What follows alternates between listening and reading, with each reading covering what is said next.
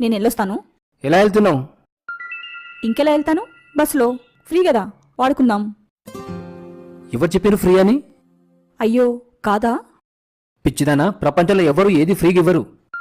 ప్రతిదానికి price tag ఉంటుంది. అదే ఫ్రీ స్కీమ్ గవర్నమెంట్ పెట్టిందంటే దానికి మూల్యం ఇంకొకరు చెల్లిస్తున్నట్టే. అది మనమే. ఇప్పుడు ఒకరు ఫ్రీ ఇస్తారు, రేపు వచ్చేవాళ్ళు ఆ స్కీమ్ తీసేస్తారు. అప్పుడు ఫ్రీకి అలవాటు పడే జీవితం ఇంకెక్కువ భారం అనిపిస్తుంది. మనం అన్నీ ఇలా ఫ్రీకి అలవాటు పడితే మన దేశం కూడా ఒక వెనిజువేలా లేదా శ్రీలంక అవడానికి పెద్దగా టైం పట్టదు. ఇంతకుముందు ఆటోలు క్యాబ్లు వాడేవాళ్ళు కూడా ఇలా ఫ్రీ బస్కి ఎగబడితే మన ఆటో ఇంకా క్యాబ్ తమ్ముళ్ళ పరిస్థితి ఏంటి? వాళ్ళ పూట ఎలా గడుస్తుంది?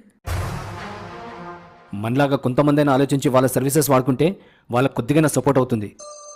అయినా మనం ఇలాంటి ఫ్రీ స్కీమ్స్ అలవాటు పడితే సోమరిపోట్ల మారి కష్టపడి సంపాదించి బ్రతికే దాని మీద ఇంట్రెస్టే పోతుంది.